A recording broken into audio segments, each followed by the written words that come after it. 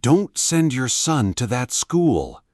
The words tore through the marble entrance hall just as billionaire Jonathan Hale reached for the front door.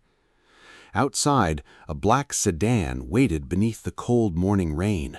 Its headlights cut across the stone steps, and inside the back seat, Jonathan's 8-year-old son, Ethan, sat in a navy blazer with the silver crest of Westbridge Academy stitched over his heart. Every person in the house froze. Jonathan slowly turned. Maria Dawson, Ethan's nanny, stood at the foot of the staircase in worn brown shoes and a faded gray coat. One hand gripped the strap of her old canvas backpack, the other trembled at her side. Jonathan's chief of security stepped forward. "Sir, I'll remove her." "No." Jonathan's voice was calm, but his eyes were hard. "I want to hear this." Maria had worked in the Hale mansion for 11 months.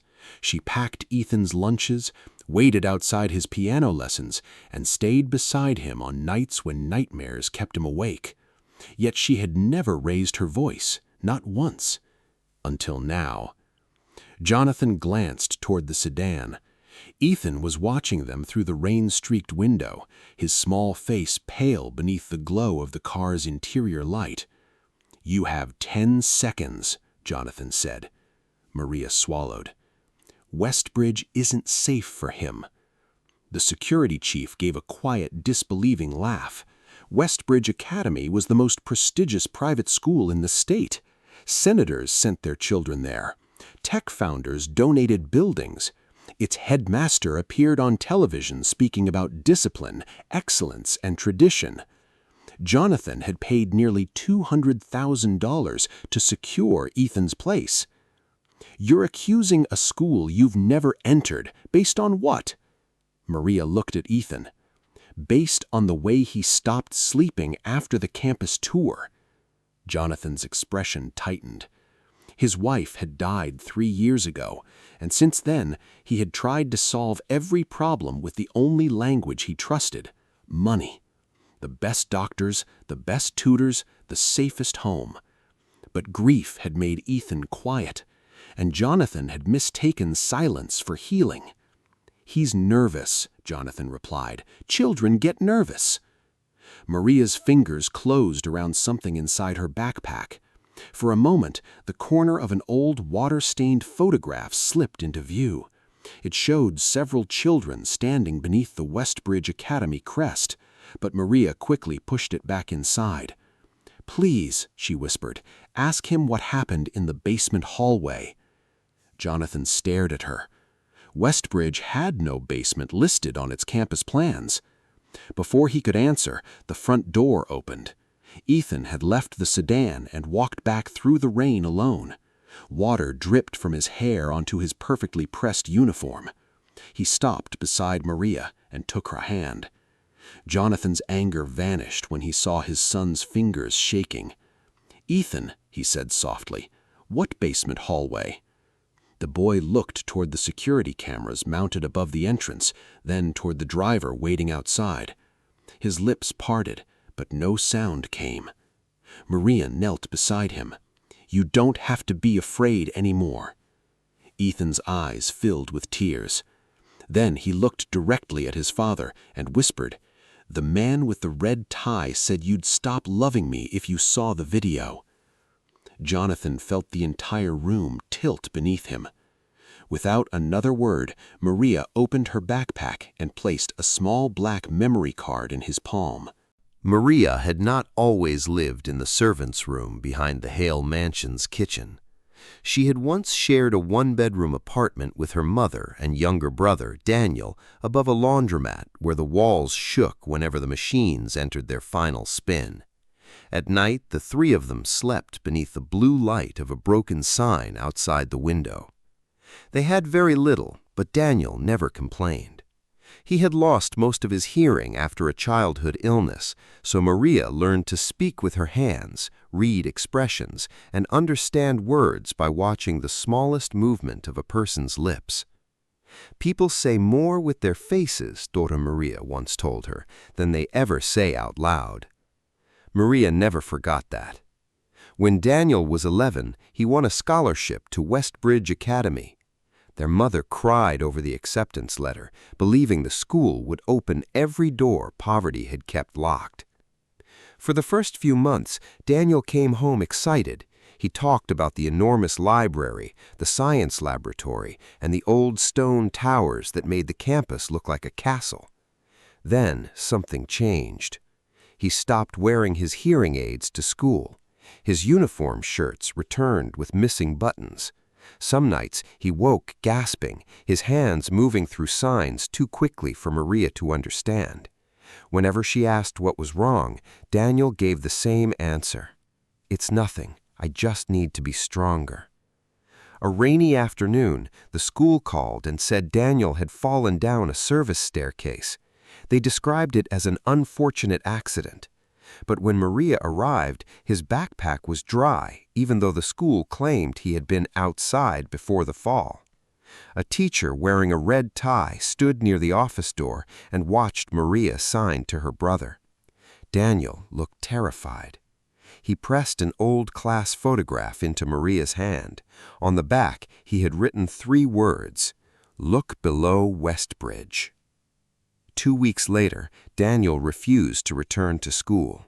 Their mother, already working 2 jobs, believed the administrators when they said he was struggling to adjust. She could not afford lawyers, private investigators, or the kind of questions wealthy families were allowed to ask. Daniel never explained what had happened. He died years later from an unrelated illness, carrying the truth with him. Maria kept the photograph. She also kept her promise to him. "I'll find out what they did," she had whispered beside his hospital bed. Life, however, buried that promise beneath bills, grief, and survival. Maria worked in diners, cleaned office buildings after midnight, and eventually became a nanny because caring for children was the one thing that still made her feel useful. Then, Jonathan Hale hired her. The first time Maria saw Ethan's Westbridge acceptance packet on the kitchen counter, her hands went cold. She tried to convince herself that the past was over. Schools changed, people changed. But after Ethan's campus tour, she saw the same signs she had seen in Daniel. The sleeplessness, the trembling hands, the silence that adults called shyness because the truth was less convenient. One evening, while helping Ethan hang up his jacket, Maria noticed a strip of silver tape stuck beneath his collar. Written across it in tiny black letters was a warning: "Smile when the cameras see you." Maria removed it before anyone else could notice. That night, she searched Ethan's backpack and found a plastic visitor badge from Westbridge. The badge had a faint streak of red dust along one edge, the same red dust that Daniel's shoes had been stained after his so-called accident. She took out the old photograph and studied it beneath the kitchen light. Behind the smiling students stood a narrow basement window, and through that window, barely visible in the darkness, was a camera pointed toward a locked corridor. The next morning, Maria contacted an old maintenance worker who had once served at Westbridge. He agreed to meet her, but only after making her promise never to mention his name. Before ending the call, he said one sentence that made her blood run cold. The basement cameras were never meant to protect the children. Jonathan did not watch the memory card immediately. He stood in the center of the entrance hall with the tiny black object resting in his palm, while rainwater spread beneath Ethan's shoes. For a man who had built a global empire by making decisions in seconds, he suddenly seemed unable to move.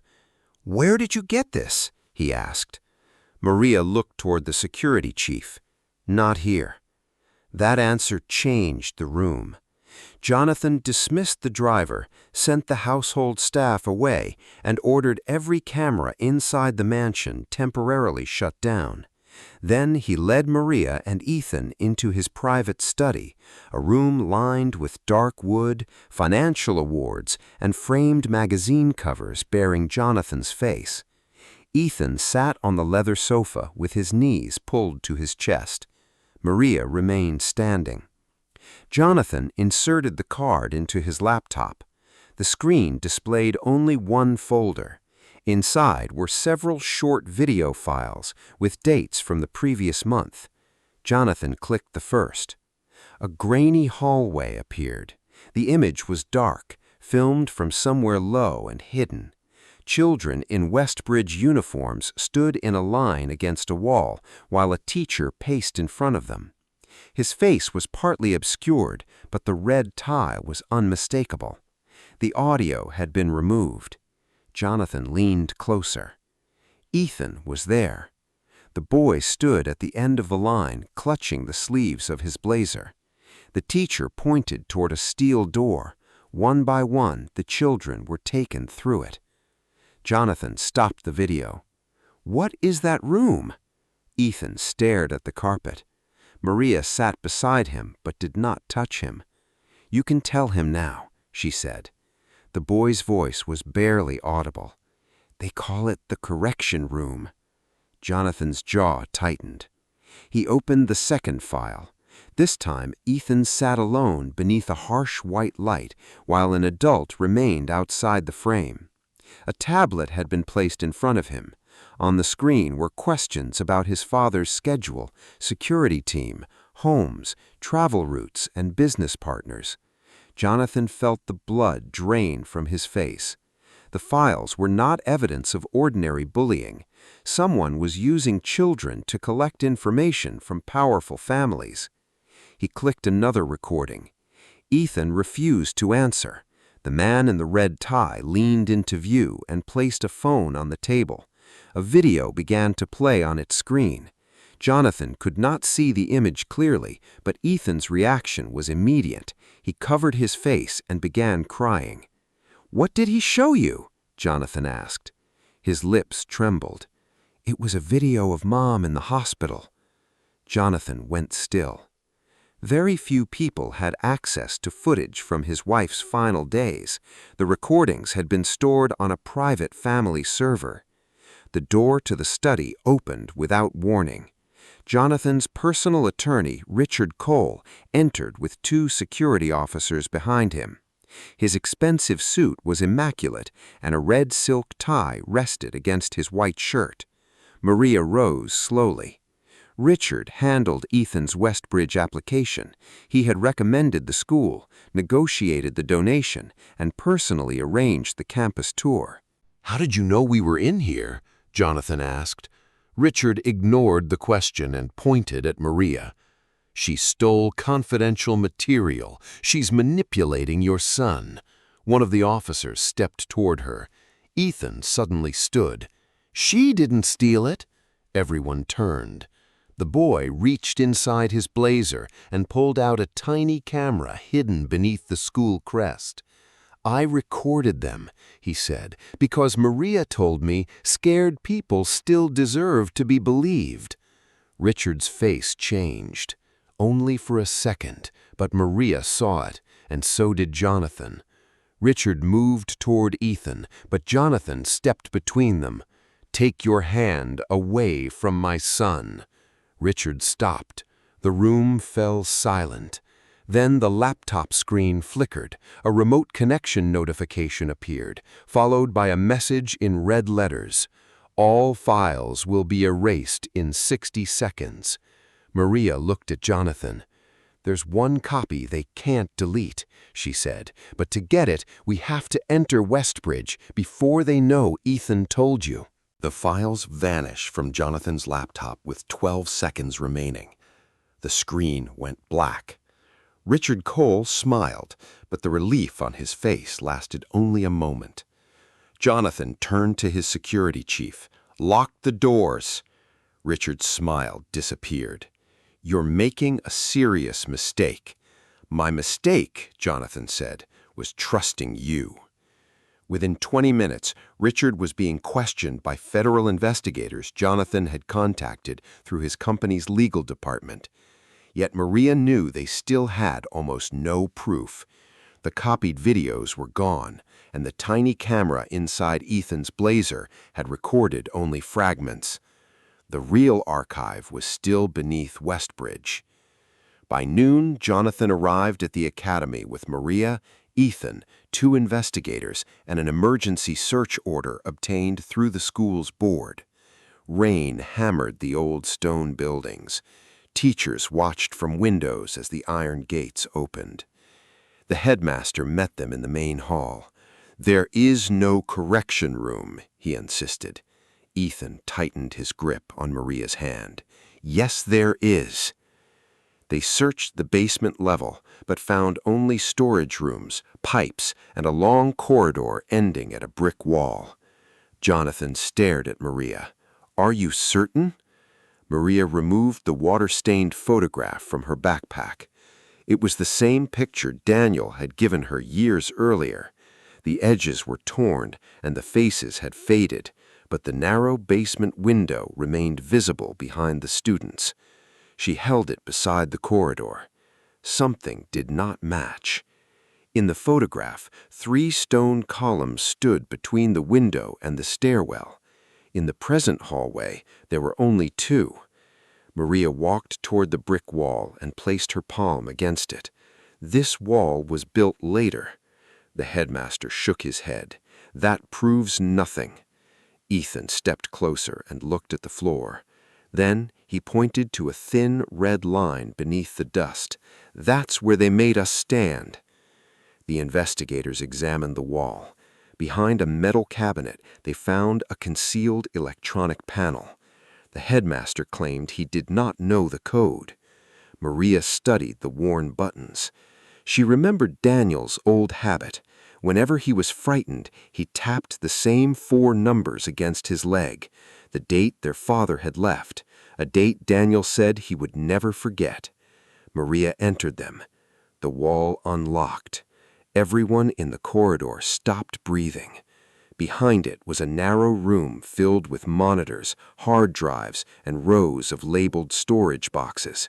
Some bore the names of powerful families. Others were marked with the names of children who had attended Westbridge decades earlier. Jonathan saw Ethan's name on a screen. He rushed forward and opened the file. The video showed Ethan alone beneath the cold white light. The man in the red tie was behind the camera. "Tell us when your father travels without security," the man said. Ethan shook his head. The man placed the hospital video in front of him. "Your mother left because your father cared more about his company than his family." Ethan began to cry, but he still refused to answer. Then he reached beneath his blazer and touched the tiny camera Maria had given him. His voice cracked. "My dad makes mistakes, but he didn't stop loving me." Jonathan's hand covered his mouth. On the screen, Ethan looked directly toward the hidden lens. "Dad, if you ever see this, I'm sorry I wasn't brave enough to tell you." Jonathan dropped to his knees. For years he had believed his son's silence meant distance. Now he understood that Ethan had been carrying fear alone to protect him. He pulled the boy into his arms and wept without caring who watched. "I should have seen it. I should have seen you." Ethan pressed his face against his father's shoulder. Maria turned away, fighting her own tears. Then one of the investigators called her name. On another monitor, he had opened a file buried deep inside the archive. The date was 17 years old. The label read, "Daniel Dawson." Maria stared at the frozen image. Her younger brother was sitting in the same chair Ethan had occupied. But Daniel was not alone. Beside him stood a frightened young woman holding a newborn baby. The baby was Ethan. Maria could not breathe. The woman on the screen was Claire Hale, Jonathan's late wife. She looked younger, exhausted, and frightened, but Maria recognized the gentle eyes from the photographs displayed throughout the mansion. In Claire's arms was newborn Ethan. Daniel stood beside her holding the old class photograph.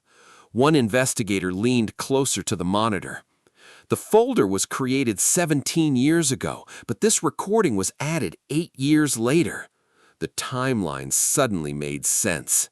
The video began to play. Claire sat inside what appeared to be a hospital consultation room. Daniel communicated with his hands while she watched carefully. She was not fluent in sign language, but she gave him something few powerful people ever had: her full attention.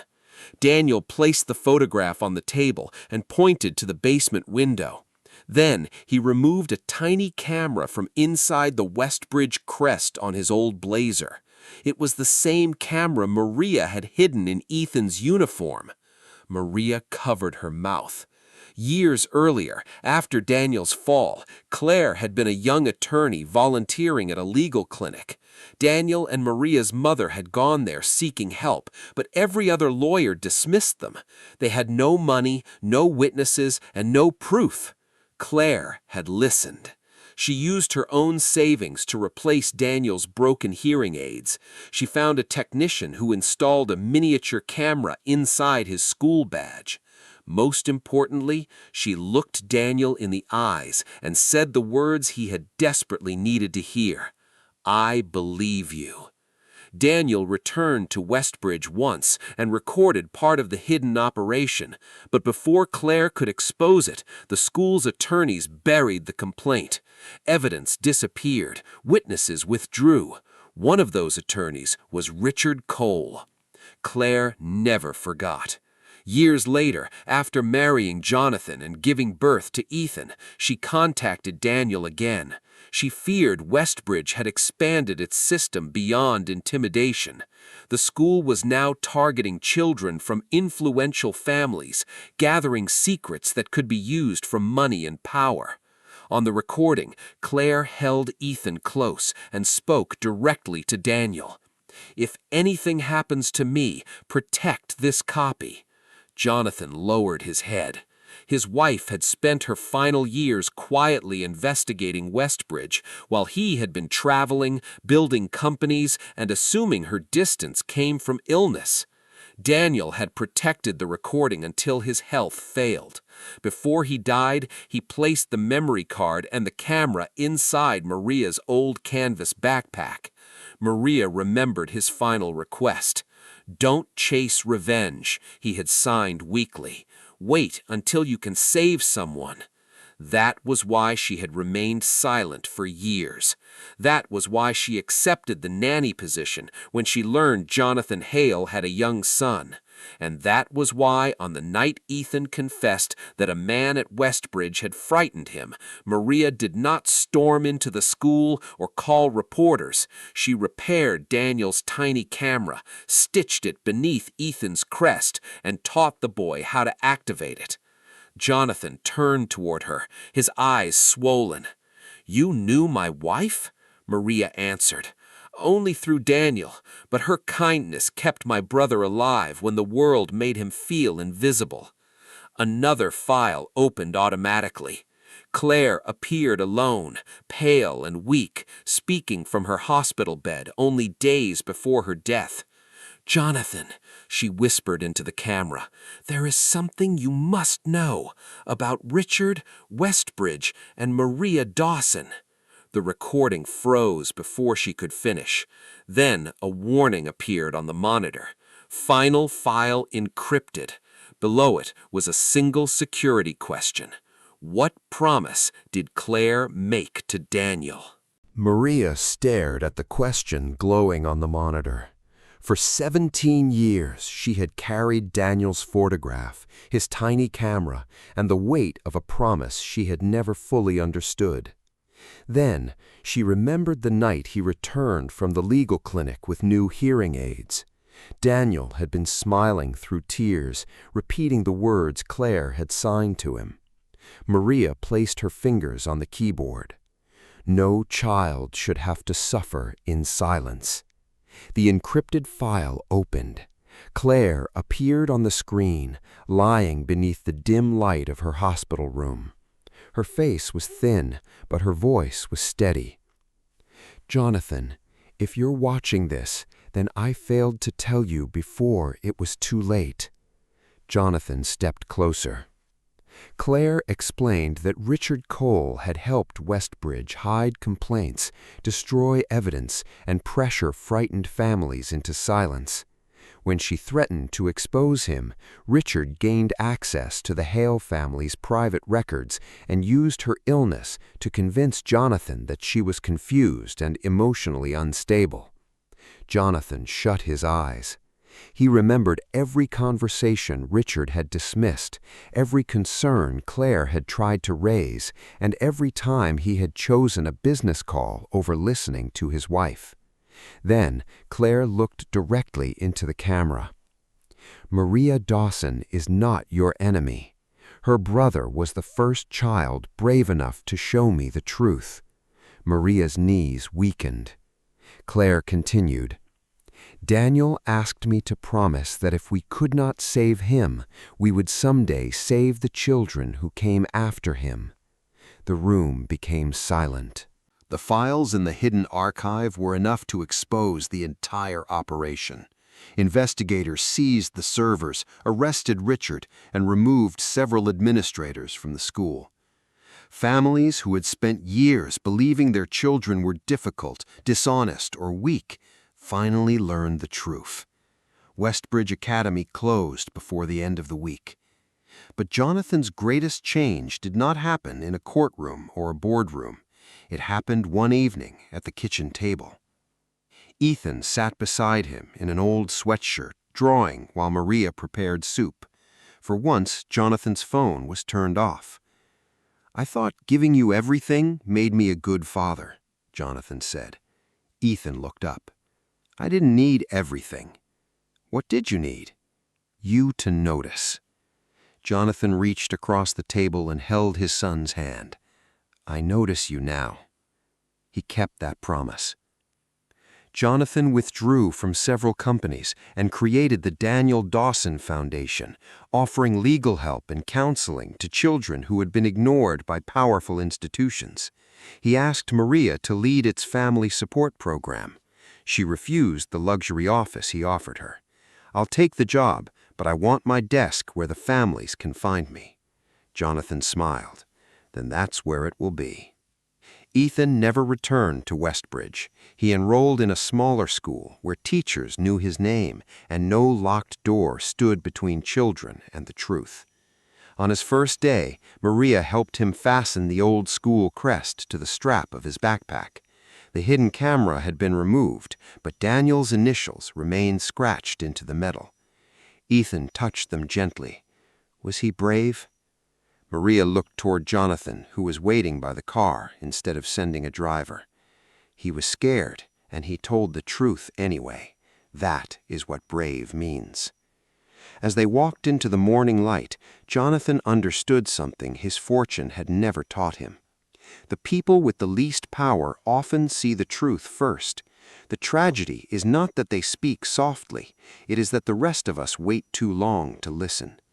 And sometimes changing a life begins with 3 simple words: "I believe you."